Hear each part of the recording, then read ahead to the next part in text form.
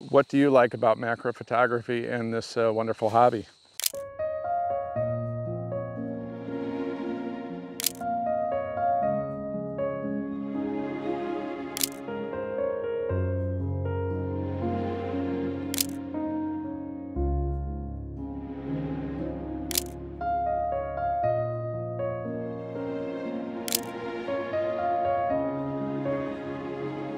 We're going to walk around here at the Forest Preserve today and find some different areas to settle down in and do macro photography. And I'll also share some of my thoughts on why I enjoy doing this. And also I would love to hear from you. Thanks for coming along. If you like this video, please give it a like, give it a thumbs up. So I'm going to settle in here and get my equipment ready.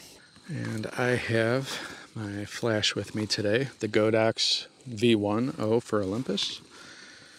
And I have the EM5 Mark III, the 60mm macro. I'm going to set the camera to manual.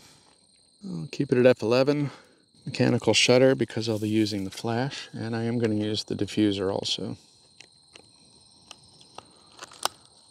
The lens I got set at 1:1, so it's the minimum focusing distance. And I will clip on the magnetic attachment and this reflector right here to reflect the light down. Just this right here.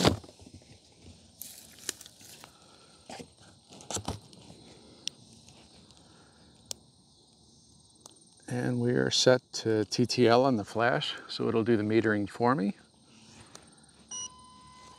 And let's make sure we're in, yep, we're in manual focus. All right, so I am set up, and now I am going to find a spot where I'm relatively comfortable. And once I settle in, I'm not gonna move very much. We're just gonna kind of stay here.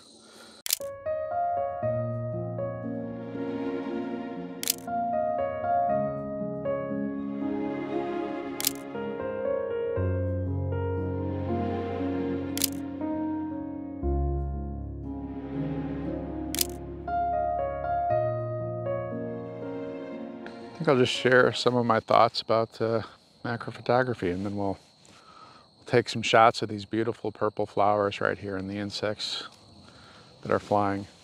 It's a beautiful summer day here. For me, macro photography is kind of like a meditation practice. I don't know if it is for you. If it is, let me know in the comments.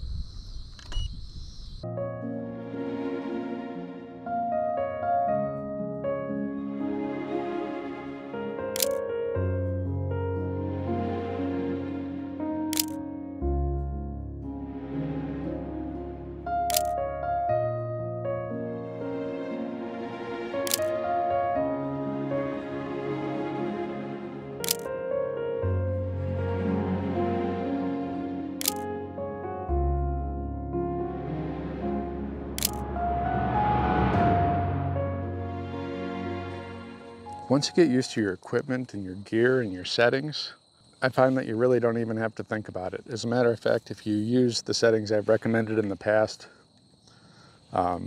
manual mode, TTL on the flash, use a diffuser, just keep the focus at 1:1 manual focus so you're rocking in and out, F10, F11, and 1/250 on the speed.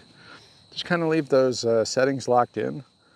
Trust the TTL on the flash, and you really don't have to think about it. At that point, your camera's set up, and you can really just focus on taking the shots. So when you have all the technical details once you get used to it and you kind of trust it, you can kind of just focus on the process, and it really becomes like a meditation. Stop thinking about the camera, start thinking about what you're trying to do, focusing with your eyes and your mind on the small details, and really just appreciating the beauty of what you see at this small level that you don't notice day to day.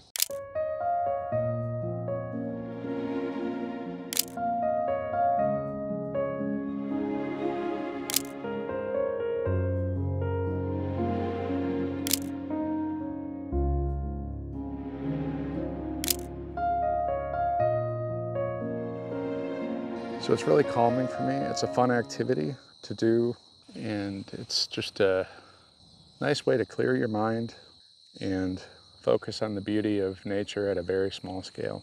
Thank you for everyone that has watched my previous videos. One thing I didn't point out last time that I want to point out is I take lots of photos when I do macro. Camera's digital, there's no film, so you can take hundreds or thousands of shots. And some days I do, even if I'm not focus stacking or focus bracketing, which is taking a series of 20 or 50 or 100 shots in rapid succession, or focus stacking later. Even when I'm not doing that and just taking single images of my subject, I'll still take 20, 30, 40 images of just one insect. And I will be, getting different angles, different images. So sometimes when I get home after maybe an hour of doing macro photography, I can get back with hundreds of images. And that's another fun part of the process that I enjoy, is going through all the images and narrowing it down to just a handful of images. A lot of them get thrown away right away just because they're out of focus, or I missed the focus on the eyes, or the depth of field was just off a little bit.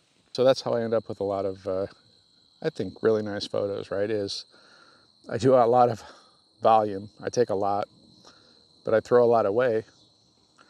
And some days I'll get home and maybe out of 300 photos, 400 photos, there's 2 or 3 that I like. Sometimes there's none, and sometimes there's quite a bit. That's just part of the game of macro photography.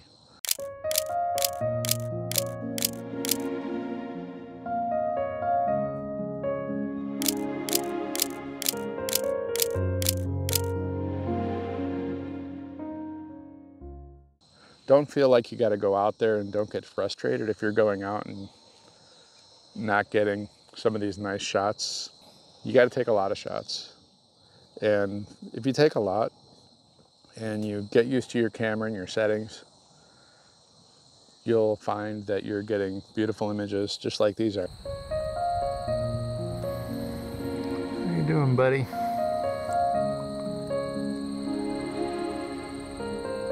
And this bumblebee is hard at work on what to him must be a giant flower, and he is taking his time, really getting everything he can out of this.